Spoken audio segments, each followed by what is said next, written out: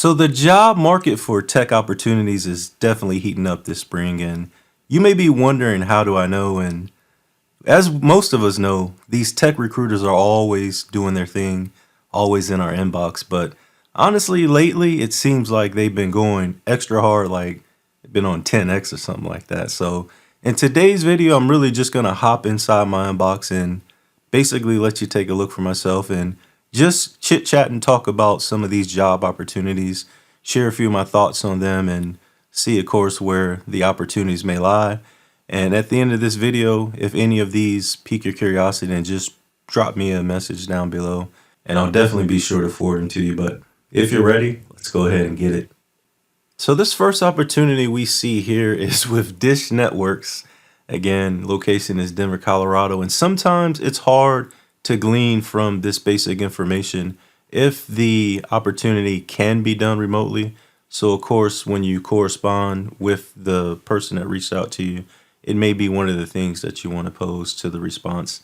This is a contract to hire role, or 1099, and they're advertising this as $60 an hour.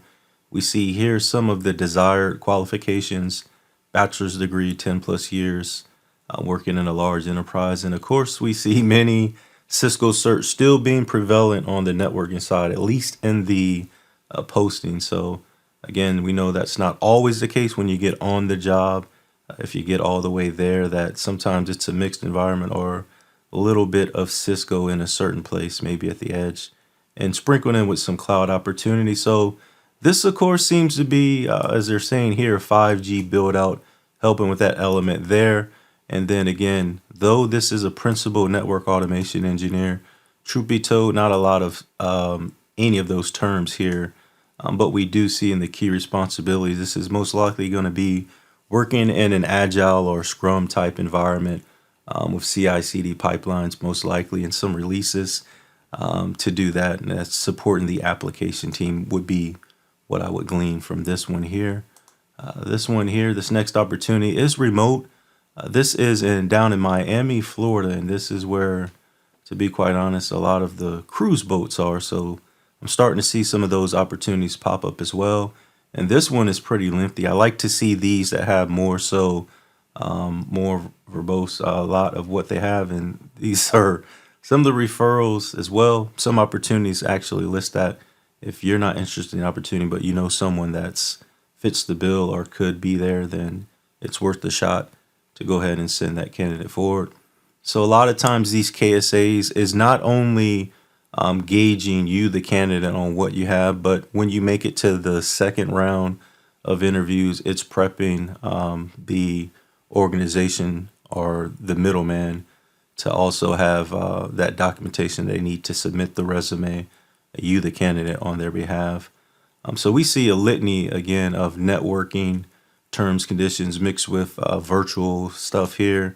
Of course, the security items there, BGP, of course, and then the Azure terms of express routes, private links, VNet. So there'll be some peerings when you see AWS and Azure and they start speaking, I won't say transit gateways, but basically getting in and out of the cloud to either on-prem or other hybrid cloud type connectivities. General asking about, what's your availability? Would you want to be 1099 or W-2? So a lot of things here, but like we said, this is the kind that's just they're asking for so much, and you can find this in a candidate. It's harder, truth be told, to find someone that excels at all these things. So you definitely would have to hone down on those things that highlight you, that you can speak eloquently to for projects or knowledge that you have, and bring those to the top as you're speaking to probably the first line of HR that's going to reach out to kind of whittle that list down of candidates there. So great opportunity, hybrid, 3 days a week on site and then remote at these major cities here, most on the East Coast with the exception of Houston down in the Gulf. But good opportunity there. Next opportunity, cybersecurity analyst, Jackson, Mississippi, 100% on site. Again, not in the market myself right now, but a lot of folks, there are a lot of companies, as we all know, trying to get, I won't say trying, but they're converting their postings to on-site or on-prem as opposed to being remote.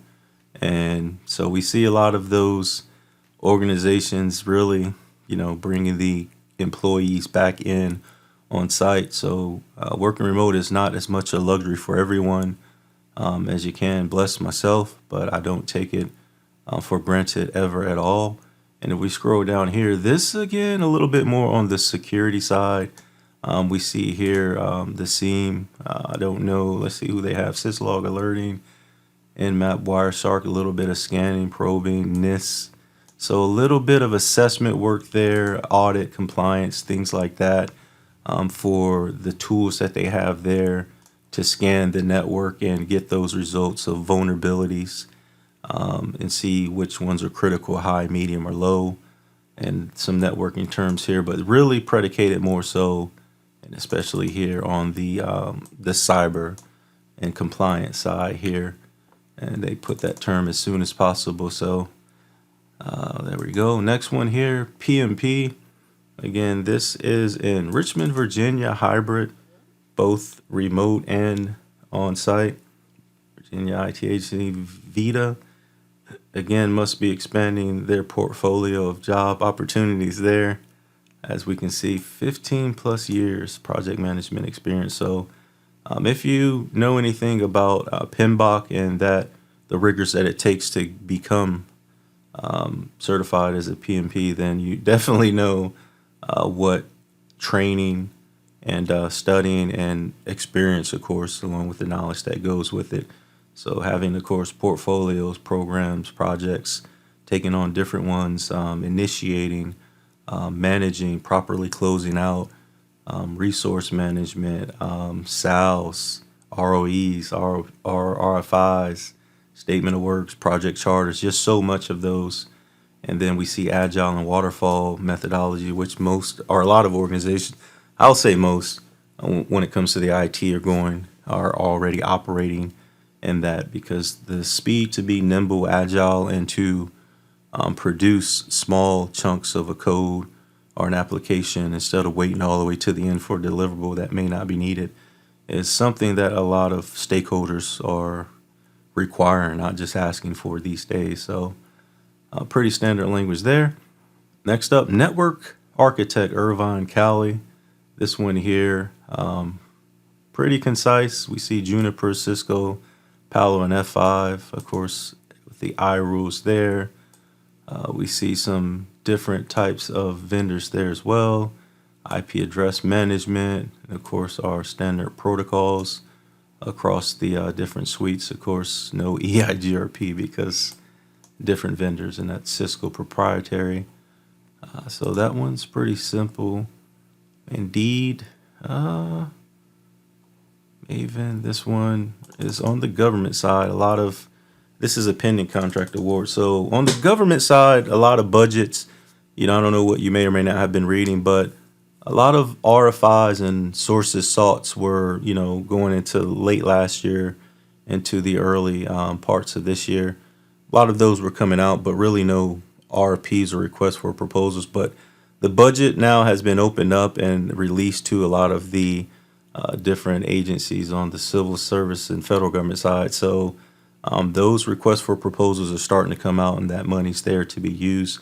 So especially over the next course of years, next few months in the summer, we'll see a lot of these come out to spend that money by the end of this government fiscal year before it resets there in October. So standard stuff here, but with these pending contracts, they're wanting to identify key positions in case this organization does win that award. They're ready to go and start with the kickoff meeting for the staff that they identified there. And we see providing guidance. This again would be more of a lead or a lead type position if you're responsible for other positions. Raleigh, North Carolina on site, senior cloud security engineer, security architect, again, standard type things. This is a combination of NIST compliance audit side there, as well as being in the cloud. So probably more so like, again, looking at the WAFs and whatever tools they have, not only at the edge, but also have to monitor east-west traffic and outbound for insider threat type stuff. So knowing different methodologies knowing how to think like a threat actor, and things like that definitely would help along with the technical. We see scripts, Terraform, Jenkins, different things like that used within the DevOps type of side, but you still have to also understand the concepts and methodologies as a whole to be well versed there. So good stuff there. Now we see, oh, a Cisco to Juniper migration. These I used to love back in the day because you cut your teeth. Like if you're junior or even intermediate and you really want to learn some stuff, like although it will become repetitive from the config side, but this is where you can really learn and work right alongside some senior members to gauge their brain. And because it's fast paced, you gotta timelines to meet and things like this. But migrations don't happen often from an organization. Some organizations have the same switches for the last 15 years, unfortunately. So when you migrate from one vendor to another, and not literally having to rip and rack and stack items, but having to, programmatically and think it through on how to swing those circuits and things like that. It's a great thing. And we see here 200K plus a sign on for these two openings with, of course, a top secret SCI designation there. Fort Meade, Maryland, this would definitely be on site. But this is your standard network engineer. And of course, DoD always loves SolarWinds, Palo Alto, Juniper, things like that. 260K plus sign on, 250K to 260 here on site in Columbia, Maryland. So if you know anyone that worked IT on the government side and has that TS, then definitely this is one that's worth considering. There you go with the travel requirements. And of course, any of these clearances, you of course need public trust. You'll definitely have that with that. So hit me up again if you know anyone that might need this one here. That's pretty good money. Bear is looking for a DevOps engineer for a 6-month federal remote project. Again, still on the federal side. This one, you don't see C2C or 1099 a lot. But if that's what you want with your own business setup entity, then this one at least is telling you that they're open for both hybrid 1 week per month at Virginia, the Northern Virginia area, or San Antonio. Locals are preferred. And this is with the VA Veteran Affairs. So this Terraform, Athena, Redshift, Kubernetes, Glue, ETL, Transform, Load. Okay, so this has to do with definitely managing data and, of course, containers when we see the Kubernetes there. And then, of course, querying different things with Athena inside of AWS. So pretty good stuff here as well. Moving on to the next one, Fairfax, 100% on-site interview, phone and in person. So perhaps 2 phases at a minimum, 2 steps there, or rounds, I should say. Litany of different things here. Experience some required, and then highly desirable network security. So they're going to want one person or one billet to be able to have network skills as well as security is what I'm gleaning here. And of course, this should be firepower. So we know that they have Cisco there. Well, they say Cisco routing, but that means they also on the security side. So they may be a full Cisco shop. I wouldn't bank on it, but that's what I would work on from a resume perspective and prepping for the interview there. Newport News, Virginia, this computer support. So if you got somebody getting out of high school or in college, associate's degree, security plus, network plus, things like that, this is probably a good job, a role to get a foot in the door from the networking side, LAN, WAN. And so just basic things there that, again, still is nothing to sneeze at. $25 an hour is $52,000 a year, .98. So this may be 56 to 57,000 annual salary there. This one, Jackson, Mississippi, same as a few postings ago. So different, maybe a different HR person. Linux administration, Mount Laurel, New Jersey. C2C contract to hire. So again, REST, SOAP, XML. We know we're going to be dealing with APIs as well. These are basic tools of Linux, some scripting, packet analyzer. So this is a Linux administrator. being able to also have the networking skills there. So, pretty good stuff there. I am remote. So, this is W2 only cloud architects. I am. So, on the identity side, this is ensuring that you can control access not just from a user perspective, but also resources or federation when you need to work with entities that are outside of this org's basically purview and connecting those from a trust level and ensuring that the least privilege or least amount of access is permitted for those. And what we got here, so this may be in, I won't say banking industry, so HIPAA, we see there with health. But yeah, SOX, so financial there, and PCI, NIST. So you can also glean where the customer may potentially be depending on those certifications and attestations that they have listed there. Houston, Texas, network architect. We got here, job description, Palo Alto Prisma, a nice DMVPN, ICE, Meraki, data center routing and switching, F5. So maybe a multi-vendor tech stack there. But your typical stuff, good stuff there. Proposal opportunity, senior network engineer, clearance job. Hadn't logged into there in a long time. But let's see. So this doesn't list. We'd have to glean there, but we know that's on the government side and most likely requires a clearance. Help desk here. What's this for? Different shifts, route calls, Microsoft Office, VPN, experience working remotely, Newport News, Virginia. So this may be another one, different range. So this is probably a different role than the one we saw a few back. But again, if you know anyone that's trying to break into tech and they have a little bit of knowledge, maybe a cert or two at the base level and things like that. Again, these are not roles to sneeze at because you probably won't be here that long. If you show within a year that you're not only confident, but that you're more than capable of going the extra mile and learning, they'll most likely want to retain you or maybe even tell you about another position. And this could quickly go up to 30, 35, or even $40 an hour. So again, just where you start at is not definitely where you're going to finish, but a lot of people think you got to come in and make six figures, and I really don't like that concept. I get it, to sell courses, the headline. That's what folks will say. But here's another Newport News, probably similar, same. When there's a job posting, you see the HR recruiters kind of latch on and jump to some of those. Cable Dog, it's what we used to call cable installers. This is Dahlgren, Virginia. So probably east, going towards Tappahannock from Fredericksburg. And there we go. Contract to hire. So this again is no benefits there, most likely. So this again, your standard fiber Cat5 type installation running outside OSP cable into, of course, the different facilities and your IDFs and the interdistribution fiber nodes between different centralized rooms within the building to get from floor to floor. Atlanta, Georgia, on site 5 days a week. Whew.